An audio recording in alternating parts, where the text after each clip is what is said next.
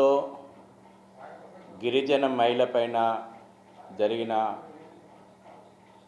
అత్యాచారం, హత్యాయత్నం విశ్వ హిందూ పరిషత్తు నేను తీవ్రంగా ఖండిస్తా ఉన్నాను. గత అనేక సంవత్సరాలుగా ప్రభుత్వాల నిర్లక్ష్యము, ఓటు బ్యాంకు రాజకీయాలు ఇవాళ జైనూరు చుట్టుపక్కల ప్రాంతాల్లో గిరిజనుల మీద రోజురోజుకు పెరుగుతున్నటువంటి దాడులకు ప్రధానమైనటువంటి కారణం. ఎలక్షన్ రోజు కూడా జైనూరు లోపల గొడవలు జరిగినాయి. అసలు గిరిజనుల యొక్క హక్కులను కాలరాసే విధంగా నోటిఫైడ్ ఏజెన్సీ ఏరియా లోపల ఏ రకంగా మహారాష్ట్ర నుంచి కానీ చుట్టుపక్కల ప్రాంతాల నుంచి కానీ ముస్లింలు వచ్చి గిరిజన ప్రాంతాల్లో ఏ రకంగా ఇండ్లు కట్టుకోగలుగుతున్నారు, అక్కడ ఉన్నటువంటి గిరిజనుల మీద బరిదగించి దాడులు చేస్తుంటే ఈ ప్రభుత్వాలు వాళ్ళని అక్కడి నుంచి ఎందుకు ఖాళీ చేపిస్తలేవు? యాక్ట్ 1/70 అమల్లో ఉన్న గిరిజనుల యొక్క సంస్కృతి దెబ్బతీసే విధంగా అక్కడ ల్యాండ్ జిహాద్ నడుస్తుంటే ఈ ప్రభుత్వాలు ఎందుకు కళ్ళు మూసుకున్నాయి? ఇటీవల జార్ఖండ్ హైకోర్టు చేసినటువంటి ఒక సంచలనమైనటువంటి కామెంట్స్ ఏ విధంగా ల్యాండ్ జిహాద్, లవ్ జిహాద్ గిరిజన ప్రాంతాల లోపల పెరిగిపోతుంది అనేటువంటి విషయం ఏదైతే ఉందో, ఇవాళ జైనూరు మన రాష్ట్రం లోపల జైనూరు దాని చుట్టుపక్కల ప్రాంతాల లోపల మొత్తం భూ ఆక్రమణలు జరుగుతూ ఉన్నాయి. అక్కడ బయట నుంచి ఎవరు పోయి కూడా భూములు కొనడానికి లేదు.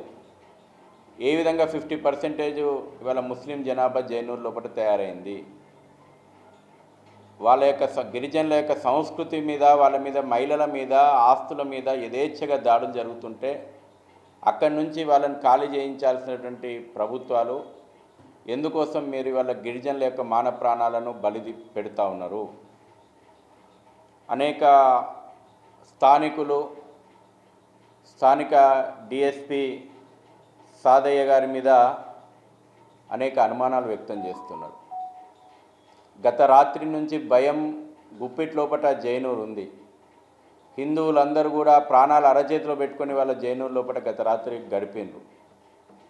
కత్తులు, కర్రలు, రాళ్ళు పట్టుకొని పోలీసుల ముందే యథేచ్ఛగా స్వైర విహారం చేస్తుంటే ఎందుకు ఒక వర్గానికి కొమ్ము కాసే విధంగా పోలీసుల చర్యలు ఉన్నాయి? డీజీపీ గారు ప్రత్యేకమైనటువంటి దృష్టి సారించి ఈ విషయం మీద విచారణ చేయాలి.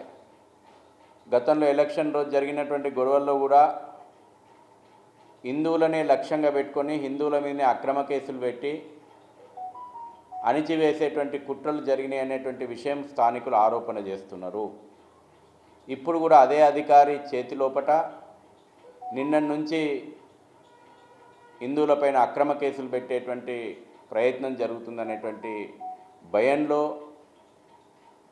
హిందువులను అణిచివేసే కుట్ర జరుగుతుందనేటువంటి భయంలో, గిరిజనులను అణిచివేసే కుట్ర జరుగుతుందనేటువంటి భయం లోపట జైనూరు హిందువులు ఉన్నారు. కాబట్టి పోలీసు ఉన్నతాధికారులు మరొక అధికారిని నిష్పక్షపాతంగా విచారణ కోసం ఏర్పాటు చేయాలని చెప్పేసి విశ్వ హిందూ పరిషత్ డిమాండ్ చేస్తూ ఉంది. బంగ్లాదేశీ చొరబాటుదారులు, రోహింగ్యా చొరబాటుదారులు ఇవాళ జైనూరును దాని చుట్టుపక్కల ప్రాంతాల లోపల తిష్టవేస్తున్నారు.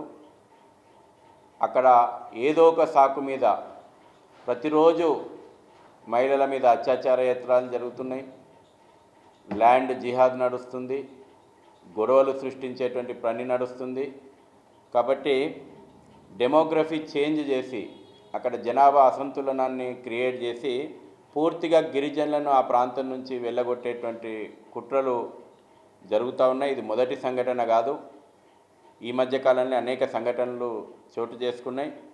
కాబట్టి రాష్ట్ర ప్రభుత్వంలో ఉన్నటువంటి ఏజెన్సీలు, మానవ హక్కుల సంఘం కానీ, మహిళా హక్కుల సంఘం కానీ, లేదంటే రాజ్యాంగ ప్రకారం గిరిజనుల హక్కులను కాపాడాల్సినటువంటి సంబంధిత రాజ్యాంగబద్ధ సంస్థలన్నీ కూడా దీని మీద వెంటనే విచారణ ప్రారంభించి సరైనటువంటి చట్టపరమైనటువంటి చర్యలు తీసుకోవాలి. సపరేట్ మంత్రిత్వ శాఖ ఉంది ఈ రాష్ట్రంలో, గిరిజన సంక్షేమ శాఖ ఉన్నది. ఒక మహిళ ప్రాణాపాయ స్థితిలో ఉంటే 2 రోజుల తర్వాత స్పృహలోకి వచ్చి విషయం చెప్తే ఇప్పటి వరకు ప్రభుత్వం సరైనటువంటి వైద్యం అందించడంలో కూడా ఎందుకు నిర్లక్ష్యం వహిస్తూ ఉంది?